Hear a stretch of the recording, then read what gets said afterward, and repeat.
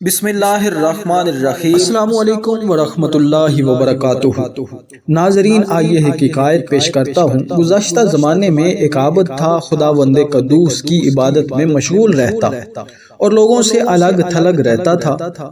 ایک حسینہ جمیلہ عورت اس پر عاشق ہو گئی، لہٰذا ایک دن اس نے اپنی خادمہ کو اس عابد کے پاس بھیجا کہ عابد کو ایک گواہی کے لیے بلا لائیے۔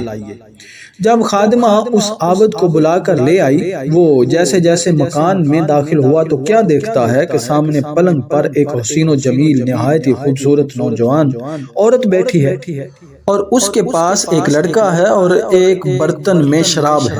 اس عورت نے کہا، میں تجھے کسی گواہی کے لیے نہیں بلایا، بلکہ میں نے تجھے اس لیے بلایا ہے کہ ان تینوں کاموں میں سے ایک کام جو تجھے ہر صورت کرنا پڑے گا اپنی مرضی سے کر۔ نمبر 1، یا اس لڑکے کو قتل کر۔ نمبر 2، یا یہ شراب کا پیالہ پی لے۔ نمبر 3، یا میرے ساتھ زنا کر۔ اگر تو نے ان سب چیزوں سے انکار کیا تو میں یہاں شور مچا کر تجھے بدنام اور رسوا کر دوں گی۔ عابد بیچارہ بڑی مصیبت میں گرفتار ہے اور ہر ایک کام اس کے زہد و تقوی کے خلاف ہے۔ پریشان کھڑا سوچ رہا ہے کہ کس قدر پرخطر جام میں پھنس گیا ہوں، لیکن نکلنے کے لیے کوئی راستہ نظر نہ آیا۔ تو سوچ کر اس نتیجہ پر پہنچا کہ ایک کام تو ہر صورت کرنا ہی ہے، تو ان سب کاموں میں سے شراب پینا آسان ہے۔ تو کہنے لگا کہ مجھے شراب پلا دو۔ جب ایک پیالہ پی چکا تو مستی میں آ کر کہنے لگا، کچھ اور ہے تو دو۔ جب خوب پی چکا تو شہوت پیدا ہوئی۔ جب شہوت کا غلبہ ہوا تو زنا بھی کر ڈالا اور اس لڑکے کو قتل بھی کر ڈالا۔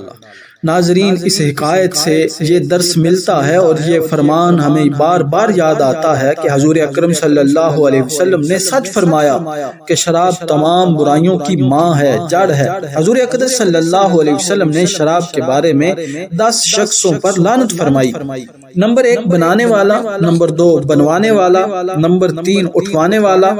نمبر 4، جس کے پاس اٹھا کر لائی گئی ہے۔ نمبر 5، پینے والا۔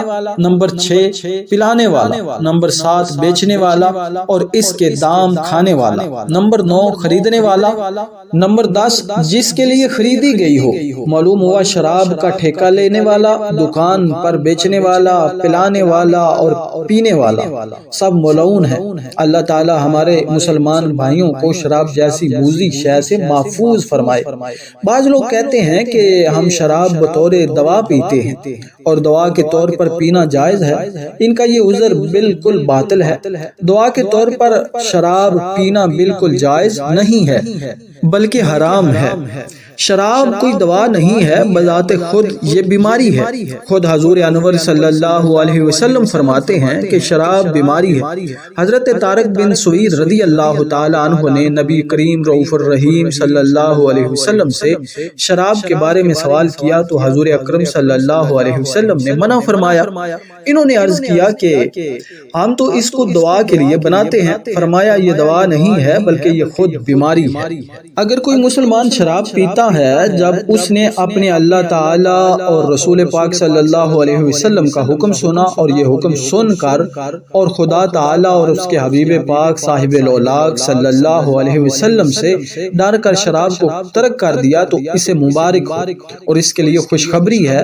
حضور اکرم صلی اللہ علیہ وسلم نے ارشاد فرمایا، میرے کریم رب عزت والے بزرگ نے قسم کھائی کہ مجھے اپنی عزت کی قسم، میرا جو بندہ شراب کا ایک گھونٹ بھی پیے گا میں اسے اتنی ہی پیپ پلاؤں گا، اور جو بندہ میرے خوف سے چھوڑے گا میں اسے حوض کوثر سے پلاؤں گا۔ مسلمانوں، اب بھی وقت ہے، توبہ کا دروازہ کھلا ہوا ہے۔ شراب پینے سے توبہ کر لو ورنہ اس کی نحوست وقت موت کلمہ طیبہ نصیب نہ ہوگا اور قبر میں منہ قبلہ کی طرف سے پھر جائے گا اور شکل بدل جائے گی۔ ناظرین، اللہ تعالیٰ سے دعا ہے کہ اللہ تعالیٰ ہمیں شراب جیسی موذی مرض سے پناہ عطا فرمائے۔ ناظرین، میں امید کرتا ہوں کہ یہ ویڈیو آپ کو ضرور پسند آئی ہوگی۔ اگر آپ یہ چاہتے ہیں کہ اس طرح کی اسلامی معلومات آپ تک پہنچتی رہے تو ہمارے چینل کو ضرور سبسکرائب کریں۔ بہت بہت شکریہ۔ ملتے ہیں اگلی ویڈیو میں، تب تک کے لیے اجازت دیجیے۔ اللہ حافظ۔